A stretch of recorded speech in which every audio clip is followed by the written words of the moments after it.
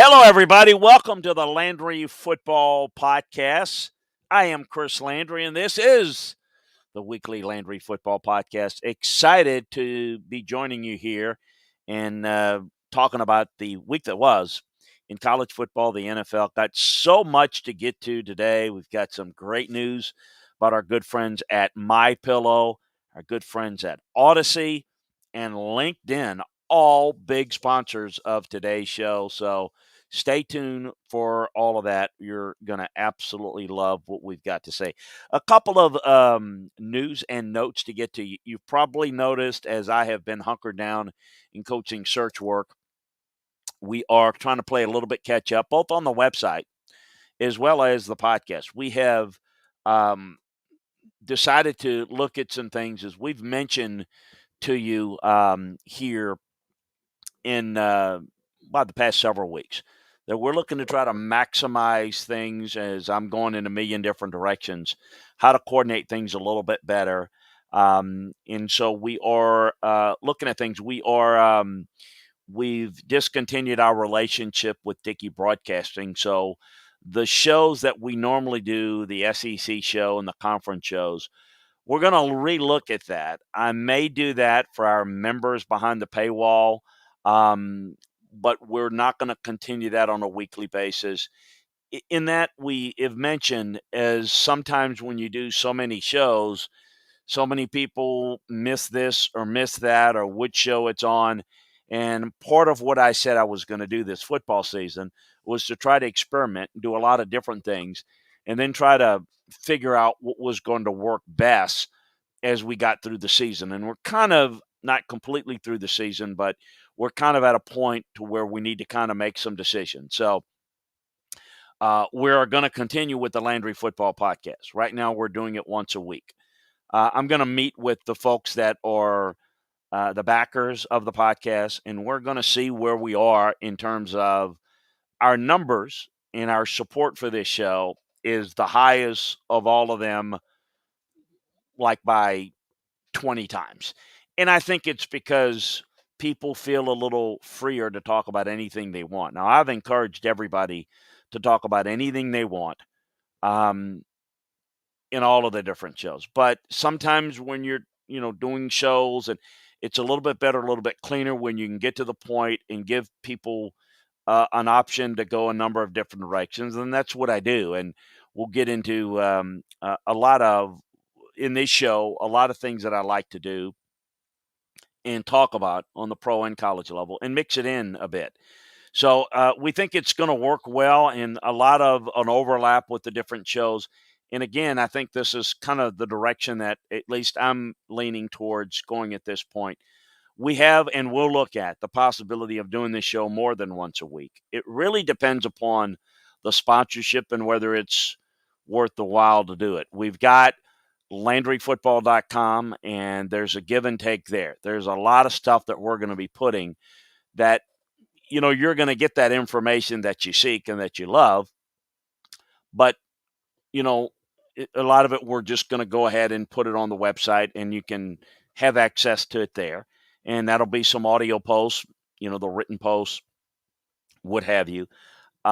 But that's kind of where we are with it. So we'll keep you up to date. The other possibility as I go forward and get into maybe the next couple of weeks, maybe even the first of the year. I'm not sure. I'm considering keeping this at this same time slot on Wednesdays, or maybe moving it to the morning.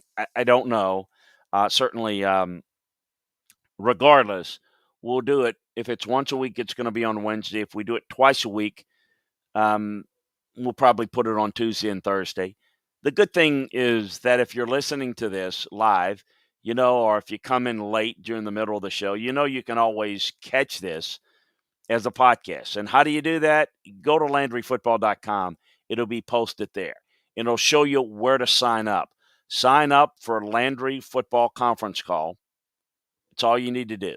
Landry Football Conference Call. And that'll get all the podcasts that we do dropped to you. So, that's a very simple way to go about doing it. Also, as I mentioned, we'll be breaking down all of the bowl games over at LandryFootball.com, working on breaking down the 4 playoff teams that will get you ready with Cincinnati and Georgia and Michigan and Alabama, as well as obviously taking you through the rest of the season. So we got a lot to get to today. It is sometimes difficult with so much happening to keep you up to date. So on everything, and remember exactly what's happened since the last week. Since those of you, we invite you to follow me on Twitter at Landry Football, as I've got some Twitter helpers that help me when I'm not able to type it and get it up there for you. All the coaching information. No way I can sit there and tell you how all of the information and just read all the information that I posted on Twitter since the last week. It would take more than an hour. So check that out at Landry Football. You get all the latest on all the different coaching searches and what's at, and certainly bring your questions here on coaching searches, on anything else. So I just think that I think that one of the things that we'll look at is all the different coaching searches for you that will have all the details, and we will have the ability to provide that to you in great detail. Some of the news that's come out late today: LSU is retaining Brad Davis, their interim head coach, as offensive line coach, very well respected offensive line coach, Baton Rouge native. Kerry Cooks, former Notre Dame and Oklahoma secondary coach, is joining the staff. Now, it's not necessarily definite where he's going to coach. He's always coached in the secondary. So is Corey Raymond. It doesn't necessarily mean that that Corey Raymond's out. They could split it up. You could see, for example, Kerry be pass game coordinator, co-defensive coordinator. There's different ways to do it. I do think they'd like to keep Corey Raymond, and we'll see what Corey wants to look at as a possibility there. I think those are some things to keep in mind, but that's not a definite there. Tony Elliott, the Clemson offensive coordinator, is in Charlottesville, Virginia today to interview for the Virginia job. There's some interest in him for Virginia and Duke. We'll see how that plays out. But again, lots more details you can get over at Landry Football for all the latest. LSU hiring Frank Wilson yesterday, and the staffs are being put together. You got any questions, we'll get to them. I see Jig's dad and Kev Belargo joining us, so we certainly are going to get to you here in a bit. But I want to talk a little bit to talk about maybe the story of the weekend. The biggest story in college football is Alabama's win over Georgia. And what happened? Much has been talked about this Georgia team, how they're a prohibitive favorite, what happened, what's the situation with Georgia, what's the quarterback situation, what went wrong, yada, yada, yada. Well, the details of it, you can get, again, more information. I just think that it's one of the things that we look at when we look at these games. We look at all the details and we study it, and we'll give you a little bit of a Cliff Notes version of what happened. So when I look at this game in a big overview, I saw a Georgia team play a lot strategically like they've played most of the year, where they've dominated their opponents. They've been very effective with the run game, very effective getting good base pressure on opponents, and they were not challenged by anybody with a really good passing attack.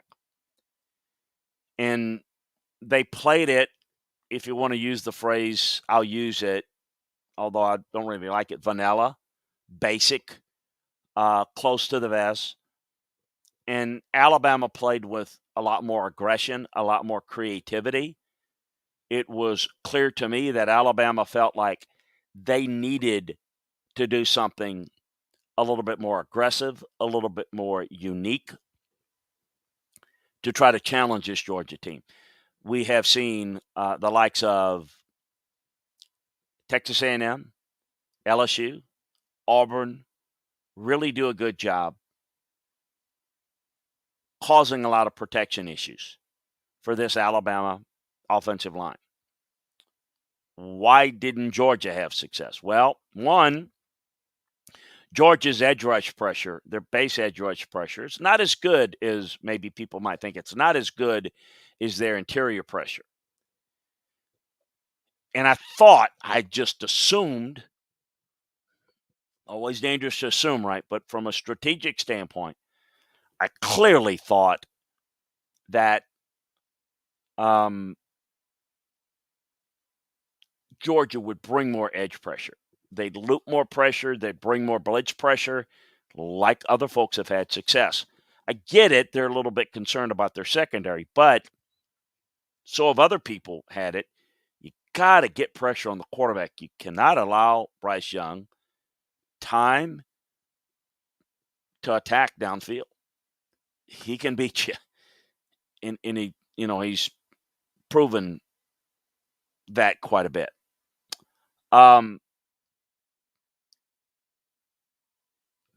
The inability to get pressure was the biggest problem defensively. I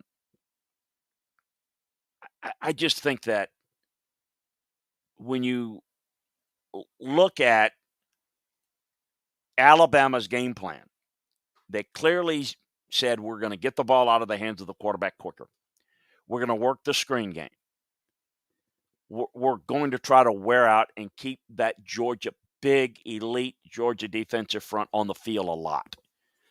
A lot of plays. We're going to make them run sideline to sideline, and we're going to try to wear them down. And then we're going to try to come at them with some run and try to get them misaligned, get them tired.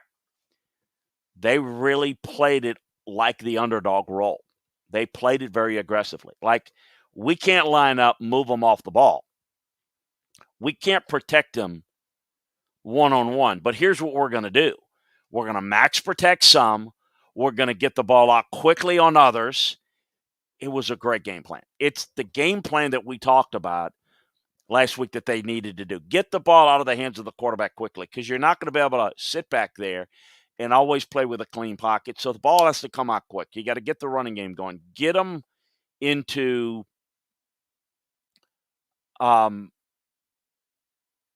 in a lateral movement position to where they can't tee off on you. And they did that very, very well.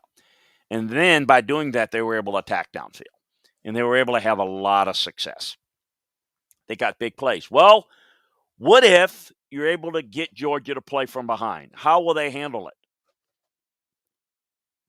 We don't know. They haven't not had to do that. They've dominated everybody this year to where they're able to run. They're able to control the game. When they're down, it's maybe just briefly early, and then they come back, and then they wear people down, and then they just can tee off with their defense, and there's no real threat. Well, what happens if you get threatened? Well, no, it hadn't happened, so we don't know. Let's see. Well, we saw. And we saw that this offense, at least how they tried to play it, was not effective to play a scoring type game against Alabama. So they were unable to, the receivers did not get open. They did not get off coverage well. They didn't do anything schematically with bunch sets and motions to kind of to create opportunities. It was like they had the vanilla game plan that we're good enough to beat Bama and we're going to do it our way. And we're not concerned about game planning against them. We're concerned about being the best we can be, and that's all that's going to matter, and that's going to be good enough. Well, it wasn't. And Alabama played with a little bit more, not intensity, with a little more smarts, with a little bit more aggressiveness, a little bit more, look, we got less, no one expects us to win, which is a very unusual situation for Alabama. And, of course, Alabama's always got a chance to win. But Georgia's looked better. Georgia's been better. And Alabama in games this year, LSU, Auburn, Florida, are examples, A&M, are examples of games where maybe Alabama played it a little bit basic, a little bit vanilla. I don't want to screw it up because we're better. And I don't want to be the one to make mistakes. Well, in this game, it was Katie bar the door, throw caution to the wind. To hell with being conservative. We got to go out there, attack. We got to be aggressive. And if it causes mistakes, so be it. We're going to need to be exceptional. We're going to have to play our best game. We're going to have to be extraordinary. We're going to have to do extraordinary things than we normally do. And they did it, and they did it effectively. They obviously had it prepared, and it's one thing to have the game plan. It's one thing to have good play calls. It's one thing to have good play design, but you got to execute it. That was a great job of executing, and Georgia didn't match them. Georgia playing from behind was a problem. So big picture, what does it really mean? Well, this Alabama team, not the best team by any stretch that Nick's had, goes to show you again that the greatness of even when you don't have the best team, when you don't have the most talent, you can figure out a way to maximize what you have and camouflage what you don't have. See, there's this assumption that Alabama has all elite players, that everybody's great. But if you look at the gaps, if they're great, why is the right side of the offensive line struggle? Because they've had some gaps in their recruiting. Why don't they have as many guys in the secondary that's made plays consistently? They're not the same. And it's not cookie cutter as people think. They're still good, but compared to what they have been, they're not as good. But not only do they recruit, develop, but they can game plan. And they can take whatever they have and outcoach you, even if you have better players in certain spots. And they did that. Georgia, it'll be interesting to see. I use this analogy. I use it on Alabama radio today, and I'll use it again. The best way to describe game planning is to understand that you may build a team to win a certain way. And that is fundamentally good to have a philosophy that you build. You build and recruit to a certain way. But you must be varied. You must be multiple in your ways to play football to win at the highest level. So if you're going to be a great defense or a great offense and you're going to be limited on the other side of the ball, you're going to be limited at the championship level. Meaning, what if your offense struggles? Or what if your defense, which is elite, is not quite as good, can't quite have as much success? Can you win, as we like to say, left-handed? Do you have another way that you can win? You know, I say this all the time, right? Offensively, you better have a 2-minute offense. You better have a 4-minute offense. If you can't run it, you can't protect the lead, your lead's never going to be enough. You're just going to have to outscore people and find a way to hope they make mistakes, create turnovers defensively, because you can't stop anybody when it counts against really good opponents. Maybe not week to week, but at an elite level, playoff level I'm talking about. Defensively, you may be great. You may hold people down to a level that is historically better than we've ever seen in recent years. But what happens if somebody cracks that code just for 1 week? Well, if you don't have the balance on offense to win a scoring contest, what happens? Saturday happens. They didn't have the answers. I use this analogy. I use the tool belt analogy. When you go in, somebody coming to repair something at the house, a tool belt, a tool chest, a truck with all the tools. You don't know what you're going to need when you go on the job. You may think you're going to fix a dishwasher and you need this, this, and this, but then you realize you might need this and that. You need to have all your tools. You may not use them all, but you better be prepared. And I think that's what Georgia didn't have. They went in with a limited number of tools, and then they couldn't turn to do anything else. That's not really how they're built. So what does it really mean? And what is really interesting is how are they going to use the next 25 or so days to get ready for Michigan? And if they're able to win that, if they do play Alabama again, how are they going to respond to this? Or are they going to play their way? And which is nothing wrong with playing their way, and they can win it their way. They can go back to do what it is they do and don't change anything, and they still might win it next time. But do you want to put yourself in that situation where you can only win one way? I use another analogy. If you got to go from point A to point B on the map, do you have an alternative route? What if there's a car accident? What if you're stuck? Can you go around and still get there, or are you stuck? Are they going to have alternative routes? Because what happens if they find it? Are they going to be prepared? Maybe it is to play the other quarterback. Maybe it is to stick with the same quarterback but do some things different offensively to try to get guys open. You've had a chance to play them. You've had a chance to see how they played you.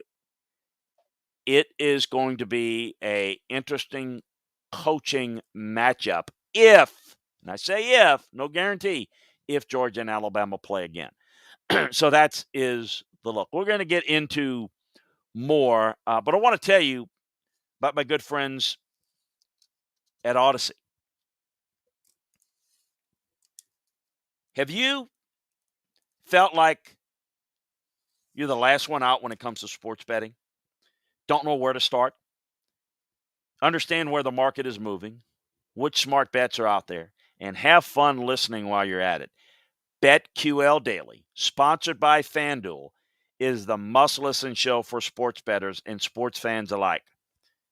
Hosts Joe Ostrowski, Joe Gigolo, and Aaron Tackensworth serve up wager entertainment, the sports talk you love with the betting insights you need each weekday.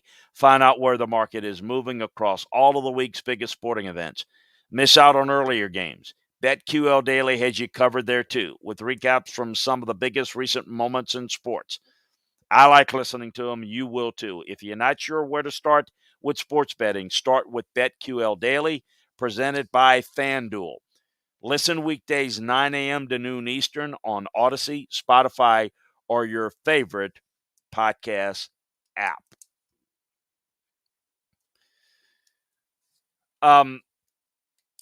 Cincinnati gets in with an impressive finish to their season, beating Houston impressively. This is a good team.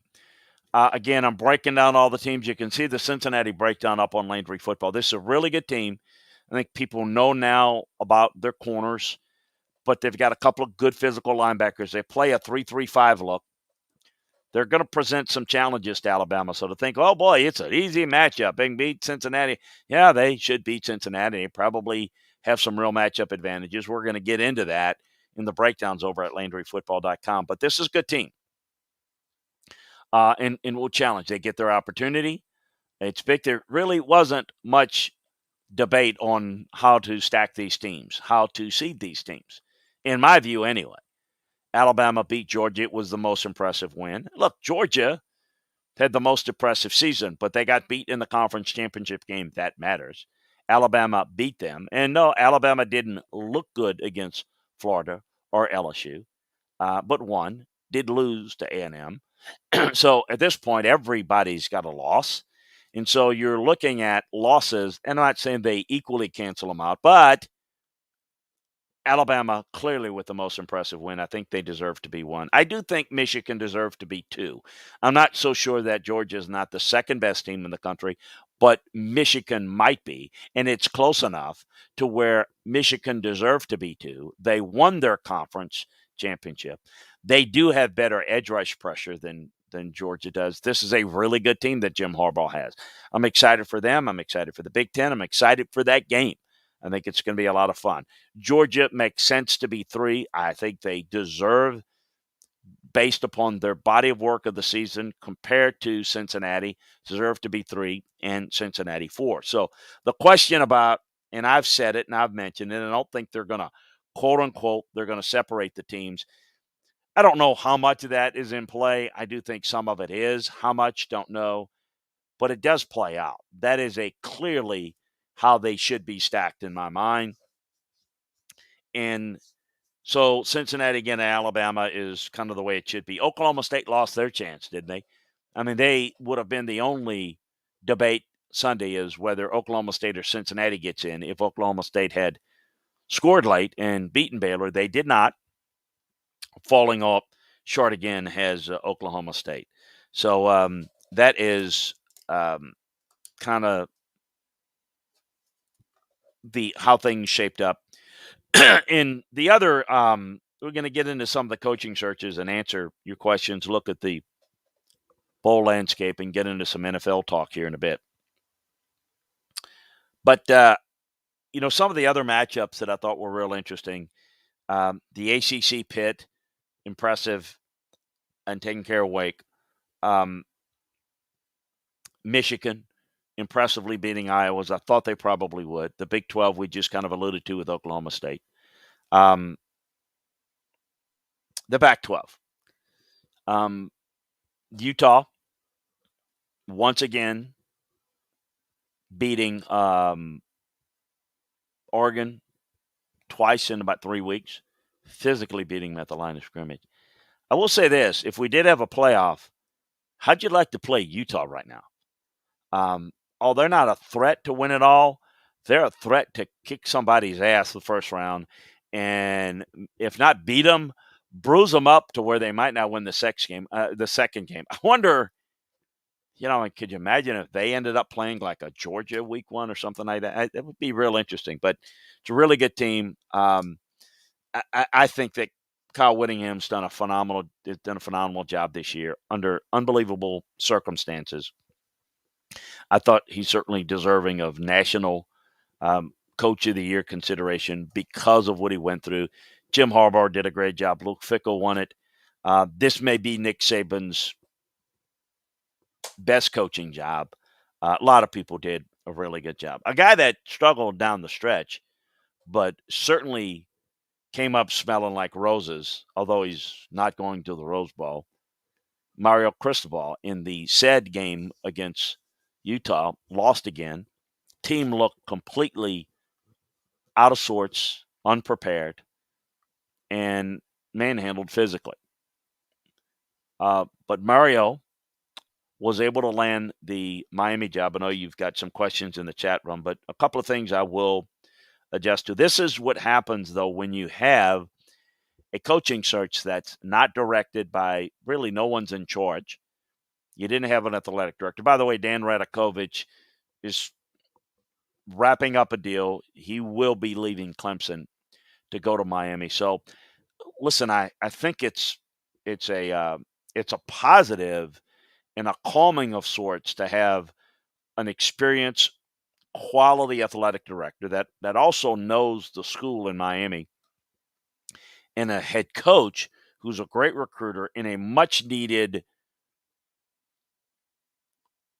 element of that program that needs to be fixed from a recruiting element. They've got a guy that fits there. And so things have kind of, and will settle. But boy, was it rough seas to get there. Man, was it ugly how they handled it. And again, the proper protocol lacking. They basically decided that they were going to go after Mario. Great. But they, what was wrong with how they did it was, if you got an athletic director, you handle things quietly. Oh, there'll be rumors, but you got a head coach. When you don't have an athletic director and you got boosters running a search, everybody wants to act like the big shot and run their mouth. So it became evident Yes, we've offered Mario. We're going to offer him this, and we're going to that, and we're going to throw this money in, and then what happens if he turns it down? What's your other option? Well, we'll keep Manny. Well, that's not how you do it. That becomes very detrimental. What if he would have turned you down? You lost all leverage when you leak that out. But because your ego is, well, we want to act Mr. Big Shot and let everybody know how important we are, you lose leverage in the negotiations and getting your guy. And basically, you ruin your program as it currently. And so they ended up having to let Manny go. But they ended up getting Mario. So all's well that ends well, I guess. But it is a lesson to learn how you don't want to do that.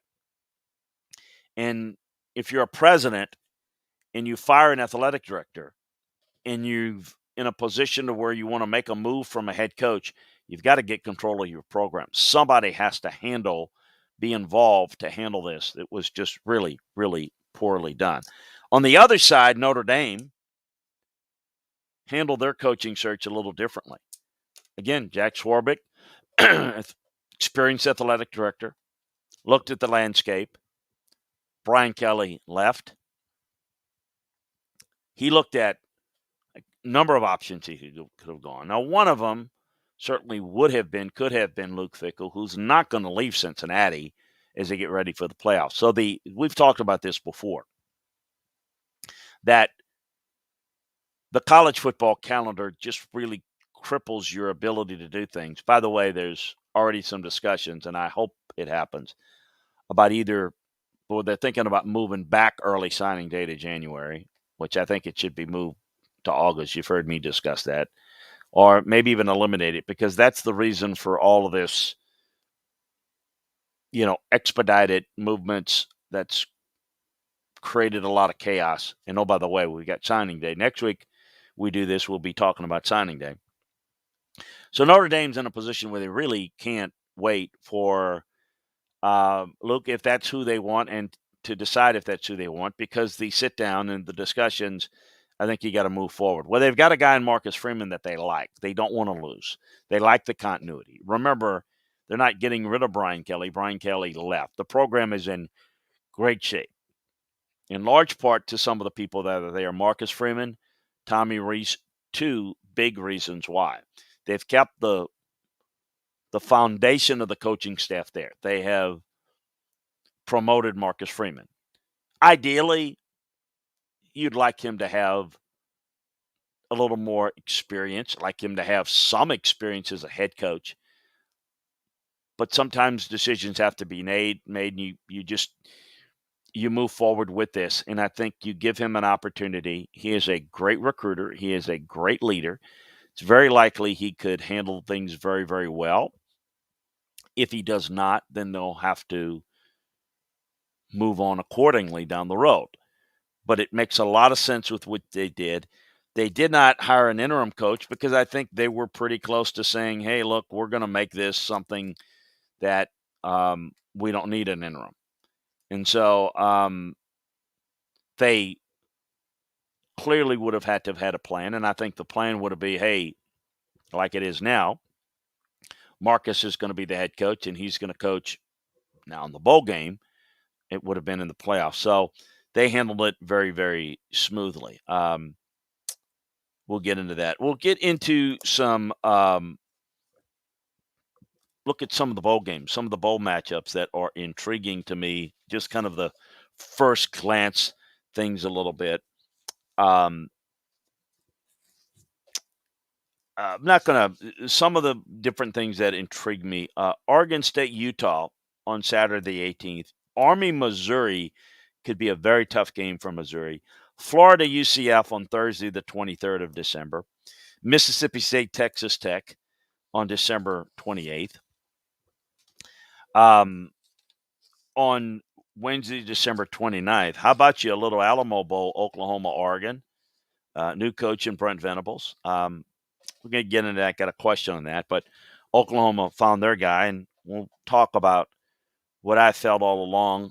Clemson's going to have some tough decisions to make. I think Godwin may be promoted on the defensive side, but if Tony Elliott leaves, along with an athletic director and potentially both coordinators, Um, you know how important that staff is for Dabo, who's not a great football guy, is more of a delegator. That's going to be critical.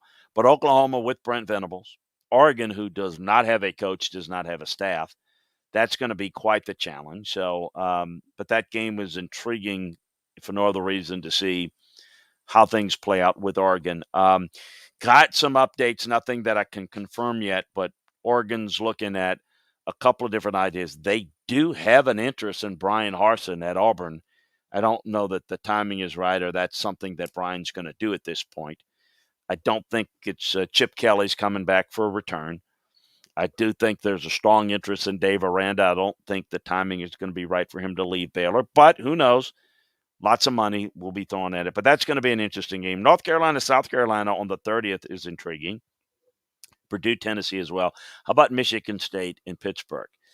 At Michigan State secondary against that Pittsburgh offense, going to be interesting. Of course, the two semifinal games, Iowa, Kentucky, in a Mark Stoops playing his alma mater. Notre Dame, Oklahoma State's intriguing.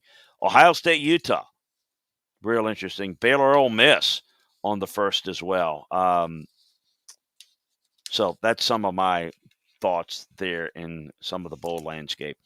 Let's check out what you guys are thinking about and talking about in the chat room, and then we're going to get into some NFL discussions here in just a little bit. Let's see. Kev Belargo joining us. Appreciate you. Jigstad joining us. Man, good to have you back. Kev Belargo asks, how exhaustive was Oklahoma's coaching search? Was Brent Venables their guy from day one? Believe it or not, it was thorough. They did look at vet a lot of people. Brent Venables made a lot of sense, not only because they have familiarity with him, but I think that Lincoln Riley's program, while great on offense, lacked a toughness and a defensive mindset that killed them come playoff time. And I think as they go into the SEC, they need to be explosive on offense, yes, but they need to have a defensive mindset. And what I mean by that is Lincoln structured practices, recruiting, everything around his offense. I think they have to have more accountability to the defensive side. I think Brent's going to bring that. Now, he's bringing Jeff Lebby with him from Ole Miss. We've talked about that for weeks here and on Landry Football, that Jeff Lebby would probably be the guy that he targeted as his offensive coordinator. He's obviously worked with Jeff. Jeff is an former, that's his alma mater. Jeff Lebby's alma mater is Oklahoma. He also was on the staff there as a young guy. I'm very curious to see, though, how the tempo, which Jeff Lebby comes from the Baylor Art Browse fast tempo, how is that going to mesh with what Brent needs defensively? That's going to be interesting, but I actually like the move.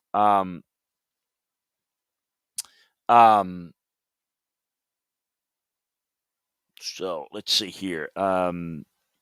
Rich Coach says Miami. Don't know what you want about Miami. We just talked about Miami, Rich Coach. I don't know specifically what you're thinking there. Jig's dad asks, any thoughts on Bob Ligashevsky as special teams coach and any rumors on Q's offensive coordinator position? Nothing yet on the Q's offensive coordinator position that's substantive yet. Known Bob Ligashevsky for a long time, since his Bowling Green days. He's got a lot of experience as special teams coach who do, I think, a pretty nice job there. Belargo says, would Jason Garrett be a good fit as Duke's head coach? No, he would not be a good coach. Maybe you'd like a little bit more expansion on that. I'd like to have somebody there that's got some college experience, some recruiting experience. I don't think just because he's got a name and, he played at Princeton and I do not like that fit at all. I think they're just any number of guys, probably a bunch of guys that you've never heard of that would be much better coaches there. Rich Coach, Miami, I got maybe this is what Rich was saying. It was maybe a little typo. Miami got Mario Cristobal this past week. Can you explain why didn't Miami fire Manny Diaz earlier after the last game instead of waiting a week to fire Diaz? Thoughts? Well, the reason is, I mentioned So I've already answered. You probably heard it, so I won't be repetitive. But they didn't have an athletic director, so there's nobody minding the store. You've got a bunch of boosters that are kind of bragging on what they're going to do. Well, they didn't have another option besides Mario. So the theory was, well, if we don't get Mario, we'll just keep Manny for a year. Well, that's not how you do business. So the reason why is because they didn't have anybody with a clue running the search. They did get Mario. They did get him. They paid money. That's great. But how they went about it just didn't really work well. Brandon Sanders looked like Napier just hired Corey Raymond. What are your thoughts on Raymond? Hey, great job, Brandon. Corey Raymond, we talked a little bit about that. I've heard that him linked with Florida. I don't know that. Obviously, that may have happened, and we'll check my texts and my emails, and we'll update that on. Let's see here. I'm going to check my email here. Good job, Brandon. Go ahead, Brandon. My man, breaking news while I'm on the air. Give him an attaboy, man. Here it is. Some notes. I just got this. Yes, it looks like Corey Raymond is going to go to Florida as assistant head coach, and going to coach in the secondary. Could get, well, you know what? Knows Billy Napier. Great get for Florida. And a byproduct of, look, Brian Kelly bringing in his own guys. We just talked about what Brian's doing. So it wasn't a definitive that they were going to necessarily not keep Corey Raymond. But when they hired Kerry Cooks, the first thing I said, okay, Kerry Cooks has always coached the secondary. He's coaching the secondary. Now, maybe he coaches the safeties and Corey coaches the corners. Corey's been through that before. I'm guessing that Brian wanting his own guys and Corey has in the past looked at things. But, yeah, I'm hearing that is indeed likely going to happen. So good, Brandon, on getting that done or checking that out. Fantasy Football Line says, what's up, Chris? My work schedule is me missing the live shows. That's okay, Fantasy. Hey, work, I get it. Work is busy. You can always catch this show. Go to LandryFootball.com, click it right there, and you can listen to it. Rich Coach says, thoughts on the Patriots' game plan of running more than passing against that win in Buffalo, and have you ever played or coached in conditions like that? Patriots, Buffalo played in. Yes, I did. In Cleveland, we played the Chargers in Cleveland in a similar day. The wind wasn't quite as bad as it was, but the snow was ridiculous. The footing in old Cleveland Municipal Stadium was just, frozen dirt. So, I think that is, I think this is, one of those things that you have to say, what's going to allow us to be successful? Throwing the football in the wind. And you just hit it, Rich. The wind element's the worst of all because you don't know where the ball is going. I mean, you don't know how much to lead them or throw. I mean, it's just, but I'm going to tell you something. I don't like it I'm not saying that every game. I loved it because, again, what did I talk about as a coach, and what do I believe in? And if you're going to win championships, if you're going to win at the highest level, you got to have that big tool belt, right? You got to be able to win in a different way. Hey, it's raining, it's cold, it's windy, it's hot, whatever. You're playing a really good team. And you've got to find a way to get it done. I love the fact that both of those teams said, this is how we're going to do it. And then you'll win it. I love it. Now, I'm not saying that it's great theater for a lot of fans if every game was that way, but it's good to be able to do that. And I think it's important in the Buffaloes, in the New Englands, in the Chicagos, a number of places. As we're getting into that time of the year, you better be prepared for it. One thing is interesting. I'm sure you guys have noticed this too, but have you noticed that the weather pattern And I'm talking not like this year. I'm talking recently, like the past, I don't know, maybe 8, 10 years.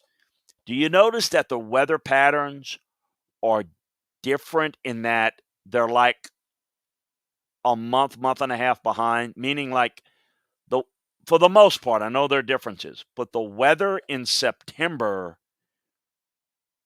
now is more like what it used to be in August. And the weather in October is more like what it used to be in September. And the weather in November is more like what it used to be in October. And the weather in December is more like November. And the weather in so on and so forth. So it's like warmer later. The summer goes like a month and a half longer. And then the winter goes more into the spring. Like maybe March is colder and September's hotter than it used to be. Because we're seeing, it used to be we see a lot of those games in college and even in the NFL in November. Now you still see it. Denver is always good for snow. Cleveland, where I lived and worked for the Browns, always good for snow. But most of the weather like that around the country happens in January and February when most of the season is over. But that used to be a big thing where you'd always prepare for that, and you kind of even build your roster around how you're going to have to play it out. So, yeah, that's interesting. We've got a great note from what is it? BNAV 2011. Love your podcast, Chris, and this is the first time I'm catching you on the live feed. Thanks a whole bunch for joining us, man. And yeah, if you can't catch it on live, then you can certainly join us and catch it on LandryFootball.com. Sign up for Landry Football's conference call, and you get it dropped to you. Question on Baker Mayfield. How does the injury factor into Cleveland's evaluation of Baker's performance, and what considerations would they make if they were to go to Case Keenum? Well, I think you have to look at the injury factor, and you have to make the determination. You grade the player on how well he plays when he's healthy.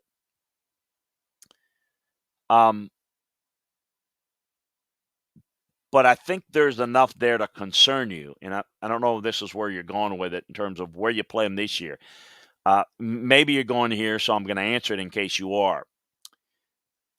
I think you have to decide whether you're going to move on from him or pay him the big money, because somebody will. And I would be really leery about unloading all the money towards him, but you got to have another option. This is part of the issue when you've got a pretty good quarterback that's not an elite level, but you got to pay him elite money. In terms of, I would go with Baker if he can go. He gives you a little bit more than Case Keenum, but for them to win, and I'm sure you know this following this team if you're asking the question, it's about their running game and their defense. That's going to give them a chance. If they're going to have a chance, it's going to come down to that. So those are two big parts. Hey, folks, I'm going to tell you about good friends at LinkedIn. These days, it can be hard to find and hire the right candidate for your small business. That's why LinkedIn Jobs made it easier to find the people you want to talk to, faster and for free. Create a free job post in minutes on LinkedIn Jobs to reach your network and beyond to the world's largest professional networks of over 770 million people. Focus on candidates with just the right skills and experience, and use screening questions to get your role in front of only the most qualified candidates. Then use the simple tools on LinkedIn Jobs to quickly filter and prioritize who you like to interview and ultimately hire. It's why small business rate LinkedIn Jobs number one in delivering quality hires versus leading competitors. LinkedIn Jobs help you find the candidates you want to talk to faster. Did you know every week, nearly 40 million job seekers visited LinkedIn? Post your job for free at linkedin.com/Landry, Landry. That's linkedin.com/Landry to post your job for free. Terms and conditions apply. So let's get into a little bit of where things are in the NFL now in some of the matchups this weekend. We've got Pittsburgh, Minnesota coming up this weekend on Thursday night. Baltimore, Cleveland, with BNAV talking about it. Excuse me. Vegas and Kansas City, the Raiders are dying slowly on the vine. Dallas and Washington, going to be real interesting there. Seattle's dying quickly against a already dead Houston team.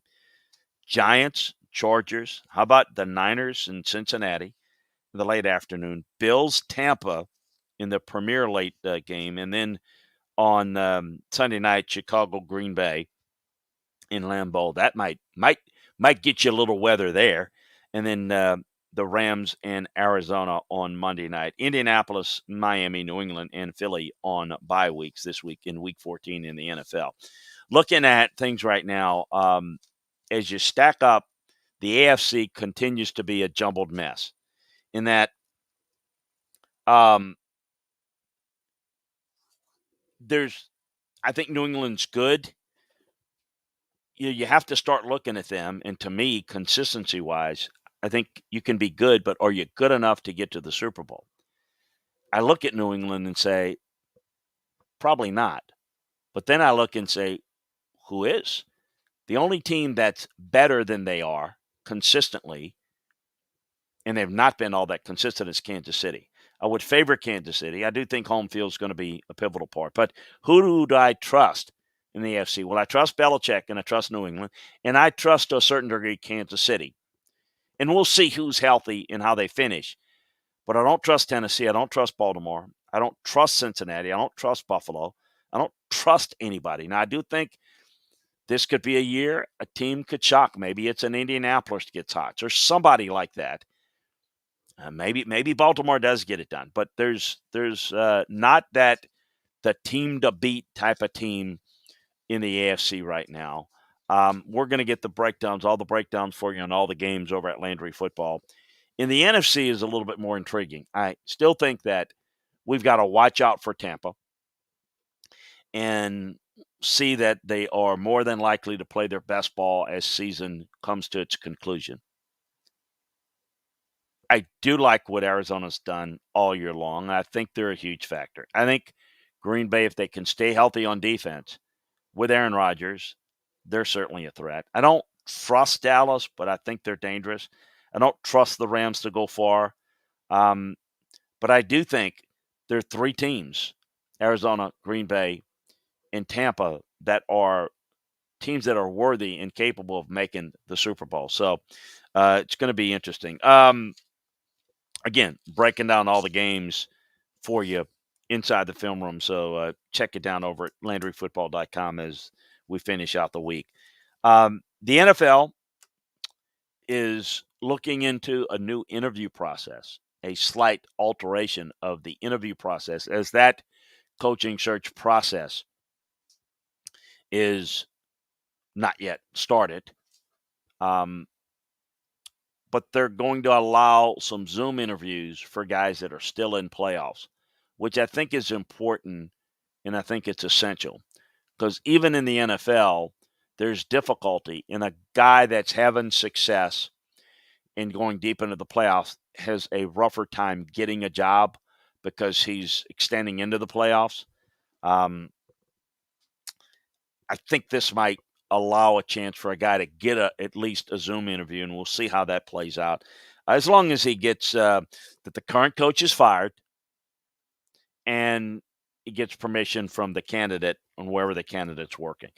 The hot seat watch list in the NFL. Well, we know the Raiders are one. I don't know. Let's keep an eye out on Denver. Let's keep an eye out on Chicago. Potentially Minnesota. It wouldn't shock me if it's one and done in Houston and in Jacksonville. There's a couple of others I'm not ready to go with yet, but let's just keep an eye out on those. It's early. We know Las Vegas has clearly got one, and I don't think Rich is going to get that job full-time for him. Rich says, Rich Coach says, does Richard Sherman have the range to play safety considering the Bucs' lack of the depth at the position? No, he does not have the range. What Richard is, he is a cover two corner. He is a zone corner. Okay, so he plays with his quarterback cocked into the, plays with his eyes position on the quarterback, cocked in, and he's physical, and he's a short area guy. He covers a short area. The range, he does not have that, no, to play safety. Chris, don't know, Kevin Belogger, Chris, don't know if you saw this specific play. Marlon Davidson pick six Brady right before halftime on a little screen pass intended for Fournette. I was tickled because it activated my very first memories of watching NFL football. There was a pivotal play for halftime of the Super Bowl 18. Charlie Sumner summed it in for Jack Squarick for Matt Millen, and he picked up Joe Theismann on a similar type play. Was it let's see, was it Charlie Sumner? I thought it was maybe it was Charlie. I was thinking I thought it was somebody else that did it. Anyway, yeah, no, I absolutely remember that. And it was one of those things that you get a little bit lazy with the screen and you don't sell it, and that's a cheap point. You know that just ticked off Brady too. Probably set him off that he made that mistake. That absolutely killed him. Hey folks, I want to remind you about our good friends at My Pillow. I've got some sleeping problems. I don't sleep enough, and I don't sleep well. I've developed this over the years where I can only sleep about like 3 hours at a time. So I don't know what it is, but part of it is I just got some weird habits when I sleep, and my head gets down, and I got neck issues. And well, I have tried the My Pillow. It's really saved me. It gives me enough to where my head can go down, but it supports it enough to where it's eliminated the neck problem, and I'm sleeping a little bit better. The other thing I want to tell you about, I was able to get some sheets. Oh, man, does that make a difference? I mean, I got sheets and they're cotton and they're comfortable. These are just, I don't know, it's a whole lot of difference. And I'm a type that will, take a break from watching film at night and get tired on my couch here right in the office, and and I'm good. But man, it makes a huge difference. Makes a huge difference when I'm able to have those sheets, and it just kind of envelops me. The other thing I got that I love, I never thought I would get. I get the old cheap towels. Well, you take a shower and they're clean. What does it matter? Bought a couple of sets of towels that are so absorbent. It is really good. So I think it's a great gift. It would help us a bunch if you contacted those folks. What a great idea. They've got, for example, a towel set that's, I guess, two of each of the types that's normally runs for like $100 and it's like $39. What a great gift. If you're not in need of a pillow, you want some towels, check that out. Give them a call, 1-800-659-2338. That's 1-800-659-2338, and enter the promo code Landry. Got to do that. Get the discount. Get it for $39, $39.99. 1-800-659-2338. Enter the promo code Landry. That'll get you the discount. Great gift for someone in your family. You don't have to go shopping and all that crap. You just get it delivered to you. Another great gift, I advise, a membership to LandryFootball.com. Give one to yourself. Give one to someone you love. It's a gift that gives all year long. LandryFootball.com. Take advantage of it today. We appreciate you joining us. Join us next week for another edition of the Landry Football Podcast, part of the Landry Football Network, over at LandryFootball.com. So long, everybody. Talk to you next time.